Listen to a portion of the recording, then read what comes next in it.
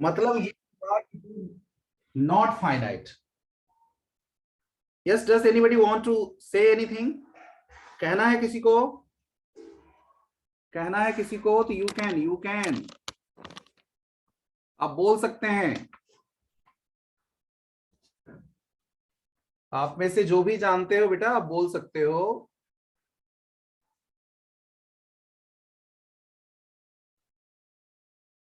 निधि है याद, पता है? देखिए ऐसा verb, the verb which is not finite, जो फाइनाइट नहीं है वो नॉन फाइनाइट है।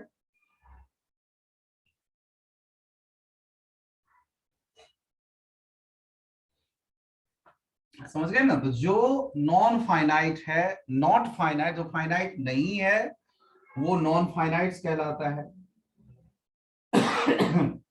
एक्चुअली जो तीन तरह के वर्ब्स होते हैं इनको हम तीन ग्रुप में बांटते हैं। पहला है जीरंड्स, या पहले इन्फिनेटिव ले लीजिए, इन्फिनेटिव्स। इन्फिनेटिव्स,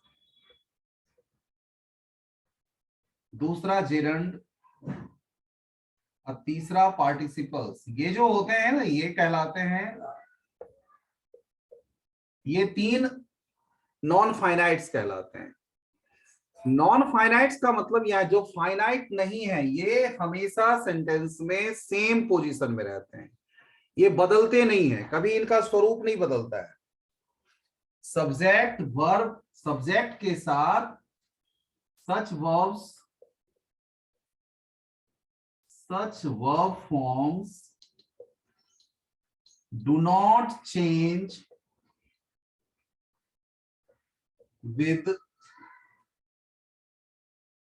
the changes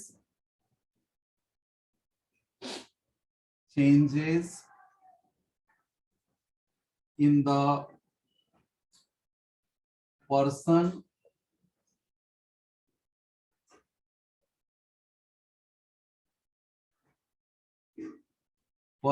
और टेंस।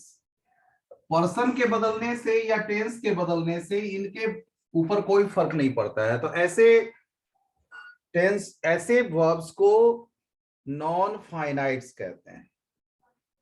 ठीक है, तो तीन तरह के हैं, जेरंड्स, जेरंड, इन्फिनेटिव्स, पार्टिसिपल्स। या इन्फिनेटिव्स को पहले ले लीजिए।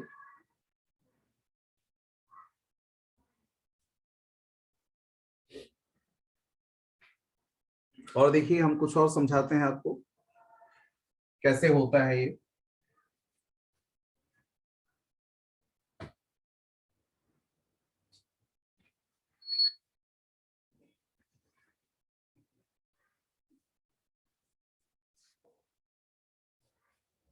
अब सबसे पहले इन्फिनेटिव लीजिए। पहले तो इसको हटा देते हैं हम। देखिए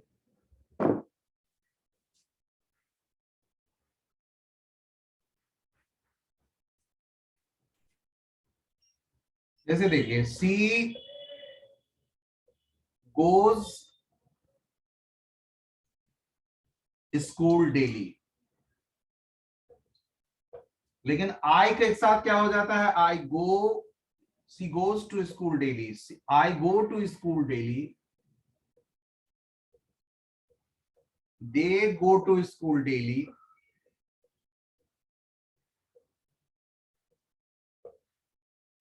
she did not go to school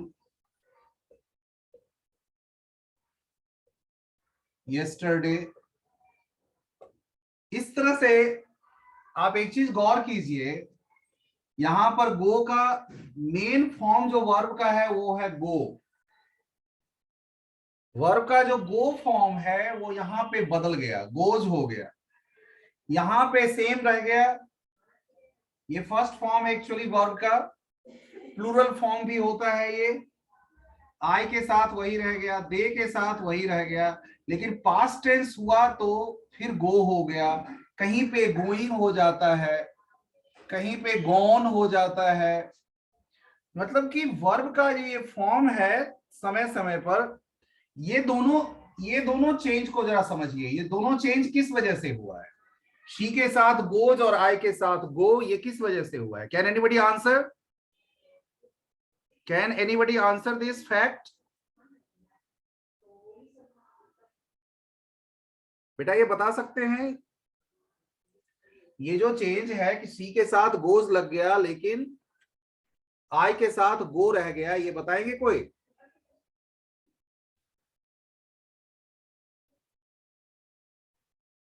बेटा आप लोगों में बहुत है जो जानते भी हो, answer please. Can anybody answer?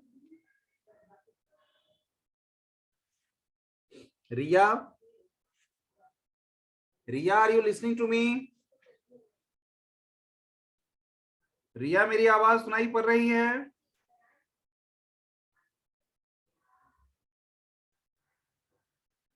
Riya,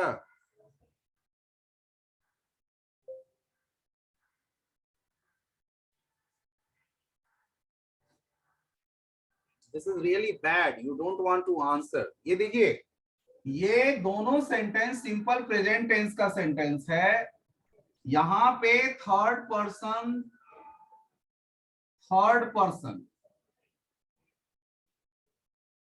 singular और ये फर्स्ट पर्सन सिंगुलर।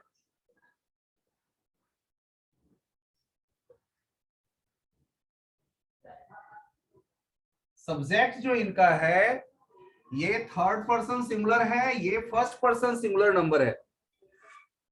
इसकी वजह से ये गो के लिए जगह पर गोज लग गया, यहां पे इसको सिंगुलर बनाना पड़ा है हमें, लेकिन इस केस में ऐसा कुछ नहीं किया। तो यानी कि सब्जेक्ट के साथ बदल गया, ये जैसा सब्जेक्ट था उसके अकॉर्डिंग ये बदल गया। वैसे ही अगर वो होगा, आई वेंट टू सदर बाजार यस्टरडे। अब यहां भी देखिए, ये गो जो है वेंट हो गया है। ये गो जो है यहां पर वेंट किस लिए हुआ है? क्या ऐसी स्थिति हुई कि गो को वेंट करना पड़ गया है? यहां पे गो को वेंट करना पड़ गया किस लिए? बहुत सिंपल है, पास्ट टेंस बनाया गया है। गो का पास्ट टेंस हुआ है, ये गो का वेंट हो गया। गो का ये वेंट पास्ट टेंस हुआ है। मतलब ये हम देख रहे हैं इस सभी के पीछे ये टेंस की वजह से ये चेंज आया। प्रेजेंट टेंस था तो यहां हम देखें कि थर्ड पर्सन सिंगुलर के साथ एस ई एस लगाना पड़ गया। फर्स्ट पर्सन सिंगुलर था तो कुछ नहीं, एज इट इज रह गया। लेकिन इस केस में हम यहां पर क्या देख रहे हैं? इस केस में एक फर्क क्या पड़ा कि टेंस की वजह से ये चेंज हो गया। ये पास्ट टेंस है, इस वजह से इसमें हमें बदलना पड़ गया। मतलब कि हम देख रहे हैं किसी न किसी कारण से, चाहे change with the changes in the person या टेंस, चाहे टेंस की वजह से हुआ है या पर्सन की वजह से, या तो इस दोनों वजह से जो चेंज होता है, इस दोनों वजह से चेंज हो जाने की वजह से ये वर्ब कहलाते हैं फाइनाइट वर्ब्स। जिन वर्ब्स में, जिन वर्ब फॉर्म्स में इस किसी भी वजह से चेंज आ जाता है तो ये फाइनाइट वर्ब कहलाते हैं। ये सभी के सभी फाइनाइट वर्ब है,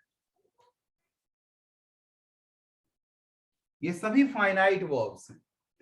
लेकिन अब हम एक ऐसे भी वर्ब बताते हैं आपको, इफ यू अंडरस्टूड दिस,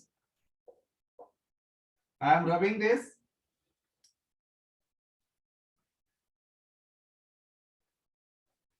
ये सभी वर्ब्स जो अभी हमने यूज किया, गो के सभी फॉर्म के साथ हमने यूज करके आपको दिखाया, ये सब के सब ने अपना रूप बदल लिया, उनका फॉर्म बदल गया।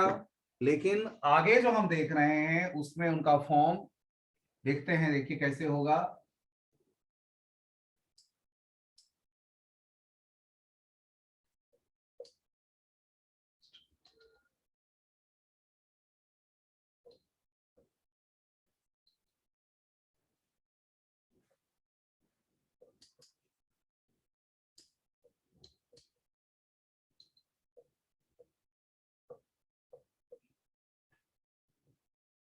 Market, they had to go to the market। ये देखिए, ये दो केस तो आपको प्रेजेंट का है, प्रेजेंट टेंस, ये पास्ट टेंस का है। अगला भी देख लीजिए, she will have to go to the market, ये फ्यूचर का सेंटेंस है। इनमें लेकिन कोई परिवर्तन एक वर्ब में नहीं हुआ है। ये देखिए, ये देखिए, ये देखिए, ये देखिए, जबकि यहां पे थर्ड पर्सन सिंगुलर है, प्रेजेंट टेंस है, सब्जेक्ट बदल गया है, फर्स्ट पर्सन सिंगुलर आ गया है, टेंस बेशक सेम है, लेकिन ये फर्क नहीं पड़ा है। दे थर्ड पर्सन प्लूरल, लेकिन पास्ट टेंस, तब भी यहां पर हम देख रहे हैं कि ये फॉर्म में कोई चेंज नहीं आया। Future tense, future tense singular में, सिंगुलर सब्जेक्ट है, फ्यूचर टेंस हो गया, तो भी इसमें कोई फर्क नहीं पड़ा है। तो एक जो ये है टू प्लस वर्ब की फर्स्ट फॉर्म जो है, उसमें फर्क नहीं पड़ा, वो एज इट इज रह गया है, हर सेंटेंस में वो एज इट इज है। ये कहलाता है नॉन फाइनाइट, यानी कि ऐसे वर्ब के फॉर्म हैं जिस पर यहां पे कोई फर्क नहीं पड़ा है। वर्ब का वो फॉर्म, तो क्या परिभाषा निकली, क्या डिसीजन निकला, क्या इसका डेफिनेशन हम कर सकते हैं कि वर्ब का वो फॉर्म जिस पर सब्जेक्ट का पर्सन बदलने से या टेंस बदलने से भी कोई फर्क नहीं पड़ता है, वो अपने ओरिजिनल फॉर्म में ही रहता है। ठीक है ना। ऐसे ही ये तो चलिए टू गो वाला था। अब एक ऐसा देखते हैं,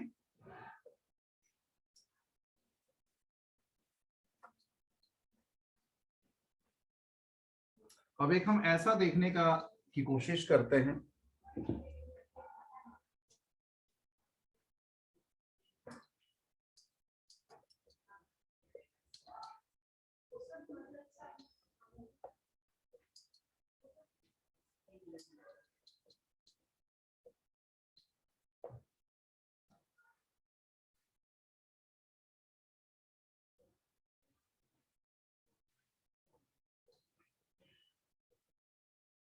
On the harmonium,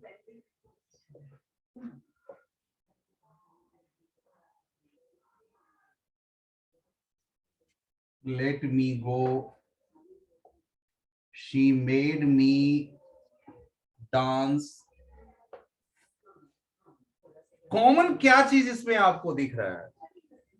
What do you find common in all these sentences? ये कॉमन है, ये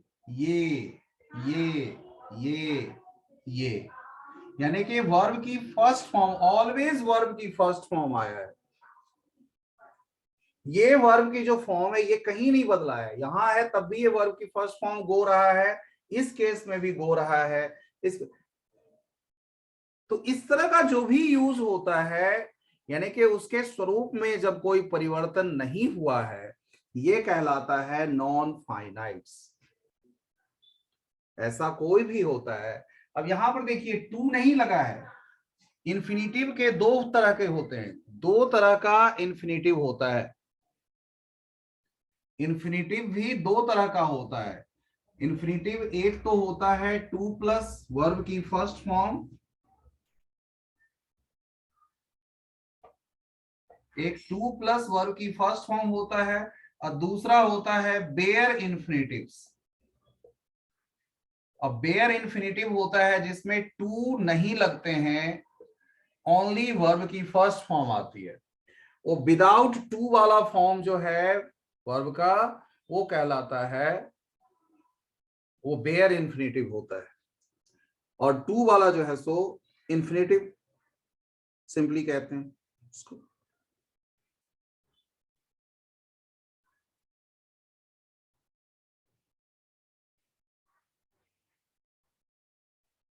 ये आया समझ में आपको? ये आपके ग्रामर की चीज हम नहीं करा रहे हैं, अभी हम वो चीज करवा रहे हैं जो आपके लिए और ज्यादा यूजफुल होगा आगे के लिए। ऐसे ग्रामर के बिना तो लिखाई संभव ही नहीं है, कुछ भी नहीं लिख सकते आप।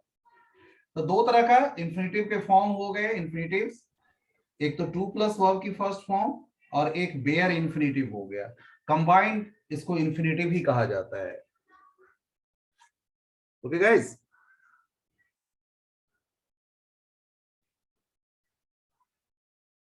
बेटा अभी आप अनम्यूटेड हैं, you can ask me, you can speak.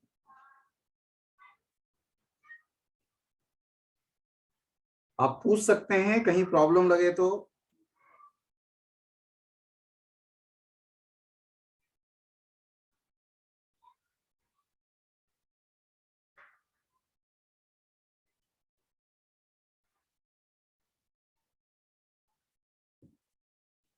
नहीं पूछना है बेटे, अगर आपकी आवाज नहीं आती है तो इसका मतलब आप पूछना नहीं चाह रहे हैं।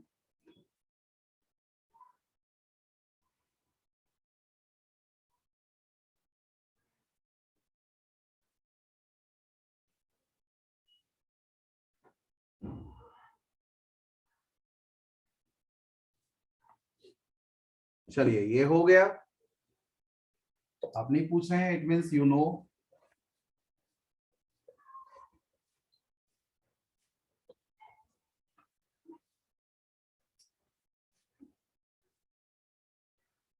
तो हम दूसरे पर आते हैं, इसका नाम है जीरंड।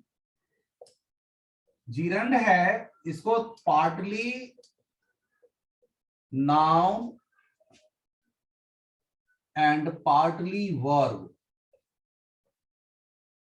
ये पार्टली नाउन है और पार्टली वर्ब है, यानी कुछ कुछ वर्ब जैसा भी लगता है लेकिन काम जो है वो नाउन का करता है।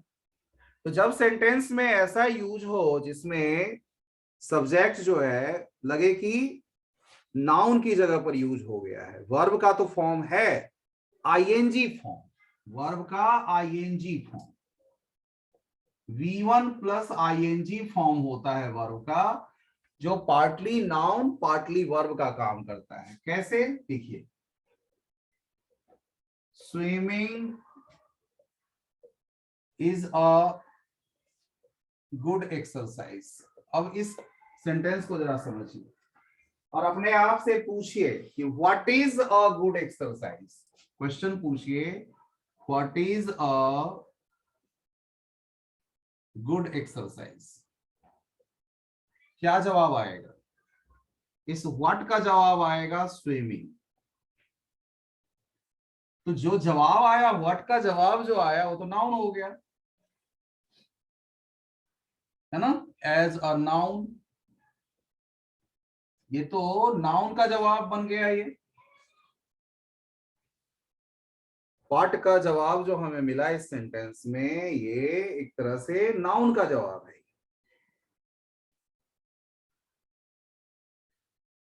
Any doubt?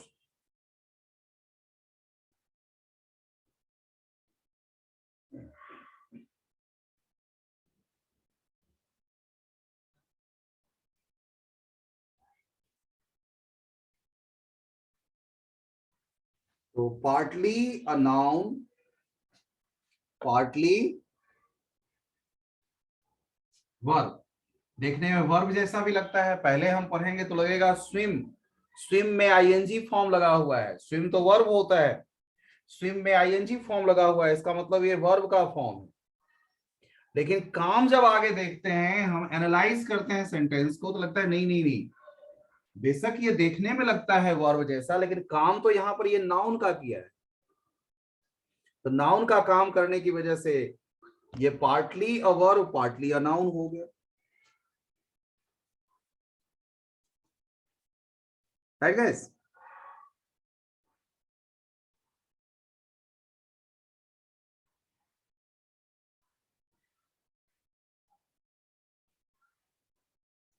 पूछिए बेटा, पूछिए, अगर कोई भी दिक्कत हो तो पूछिए।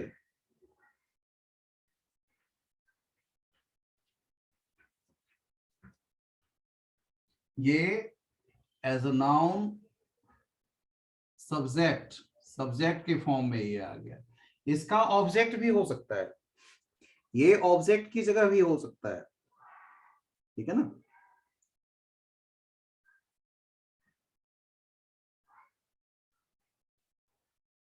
जैसे आई डोंट माइंड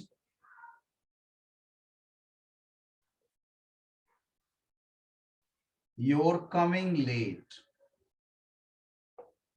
अब व्हाट आई डोंट माइंड, अब क्वेश्चन कीजिए अपने आप से, what I don't mind, what I don't mind, तब जवाब आएगा आपका ये कमिंग, कमिंग लेट, उसका देर से आना। तो आना शब्द इसमें इंपॉर्टेंट है। तो ये जो है ये भी जिरंड है, as object, as an object. और व्हाट का जवाब मिला, what I don't mind, coming late. तो ऐसे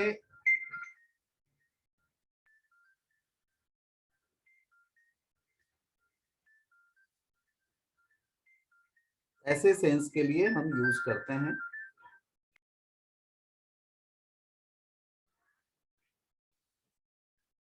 तो देखिए guys, what I don't mind, तो जवाब आ गया योर कमिंग लेट, आपका देर से आना।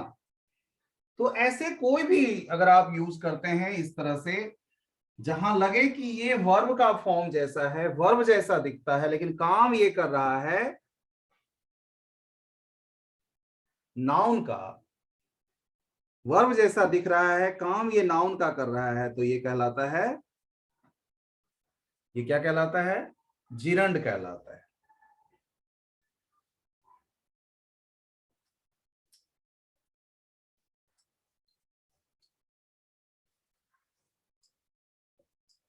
और देखिए, और हम आपके साथ कुछ शेयर करना चाहते हैं।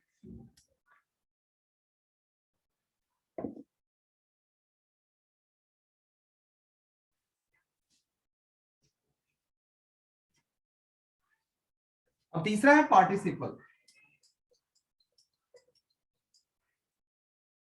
जैसे जिरंड था partly a noun partly a verb, इसको लीजिए, ये है partly an adjective and partly a verb. जिस प्रकार से वो नाउन का काम कर रहा था, ये वर्ब का फॉर्म होते हुए भी एडजेक्टिव का काम करता है। इसके तीन प्रकार हैं, present participle, V1 plus ING का फॉर्म, अगर ध्यान रखिए जिरंड भी V1 प्लस आईएनजी था और ये भी V1 प्लस आईएनजी ही है, ये भी V1 प्लस आईएनजी ही है। तो अगर ऐसा होता है तो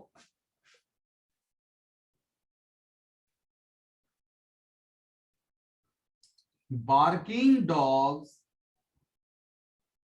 सेल्डम बाइट। अब इसको जरा समझिए, कैसे कुत्ते, ये आपको वर्ब की फर्स्ट फॉर्म और आईएनजी है, बेशक ये वर्ब की फर्स्ट फॉर्म और आईएनजी है ये, लेकिन इसका यूज आप देखिए कहां कैसे किया गया है। ये नाउन की तरह नहीं है, ये वर्ब का फॉर्म नहीं है। और मुझे आश्चर्य लग रहा है कि इतना इंपॉर्टेंट टॉपिक में एनीवे उनको भी ईश्वर सद्बुद्धि दें। यहां देखिए कैसे कुत्तों के लिए कहा गया है कि वो शायद ही कभी काटते हैं, सेल्डम बाइट, शायद ही कभी काटते हैं, कैसे कुत्ते, तो बार्किंग डॉग्स, भौंकने वाले कुत्ते। ये जो बार्किंग शब्द है यहां पे, ये डॉग्स की विशेषता बता रहा है। ये वैसे कुत्तों के लिए कहा गया है जो शायद ही कभी काटते हैं। तो बार्क, ये विशेषता बताया गया, ये एडजेक्टिव है, ये नाउन हुआ, ये इसका एडजेक्टिव की तरह यूज हुआ है, एडजेक्टिव की तरह यूज है, इसलिए इसको हम कहते हैं कि बार्किंग डॉग्स सेल्डम बाइट। कैसे कुत्ते शायद ही कभी काटते हैं? तो भौंकने वाले कुत्ते शायद ही कभी काटते हैं, भौंकने वाले कुत्ते शायद ही कभी काटते हैं।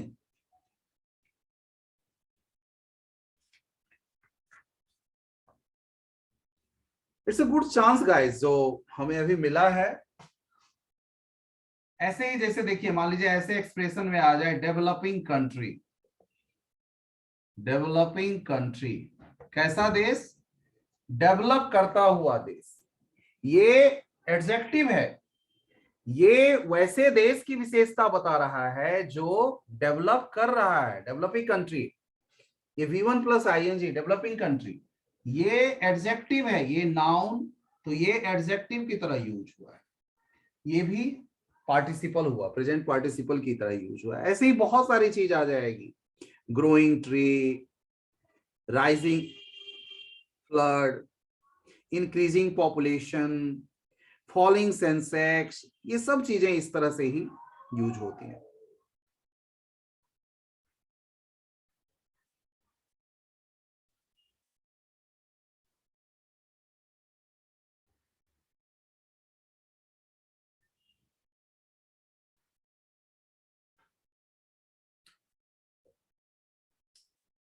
तीसरा देखिए, सॉरी दूसरा काइंड देखिए, ये प्रेजेंट पार्टिसिपल हुआ।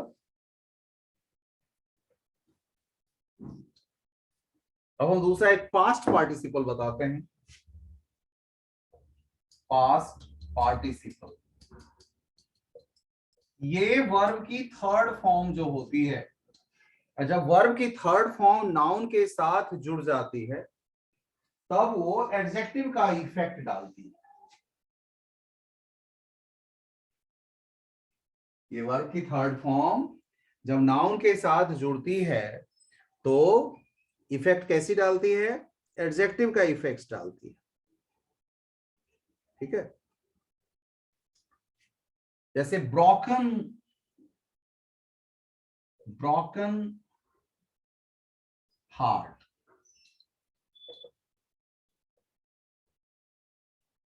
टायर्ड सोल्जर,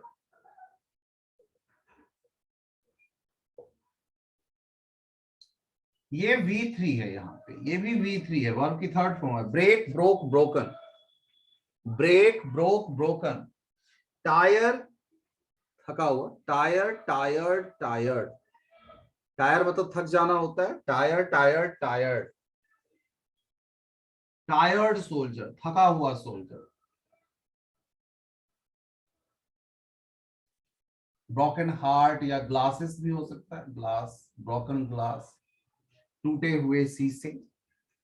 ये उन शीशे की विशेषता बताया है जो टूटा हुआ है, टूटा हुआ हार्ट, थका हुआ soldier.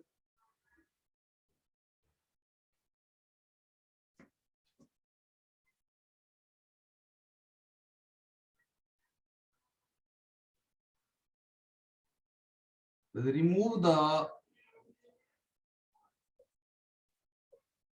pieces of broken glass, यानी इन टूटे हुए ग्लासेस के टुकड़ों को हटा दो।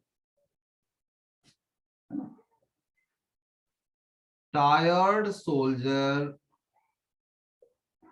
Slept under a tree. ठीक है, tired soldier slept under a tree. तो ये वर्ब के थर्ड फॉर्म से हम देख रहे हैं, इस केस में, इस केस में ये दोनों जगह पे ये नाउन है, ये भी नाउन है, इनकी विशेषता बताने का काम किया है, इनके मीनिंग में कुछ ऐड किया है,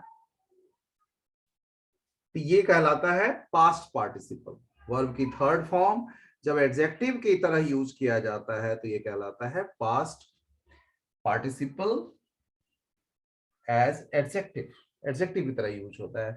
this is also a kind of non finites, ये भी नॉन फाइनाइट्स का ही एक काइंड है, ये भी नॉन फाइनाइट्स का ही एक काइंड होता है. एक तीसरा रह गया है, तीसरे को भी हम एड्रेस करेंगे, but not today. I will address it tomorrow.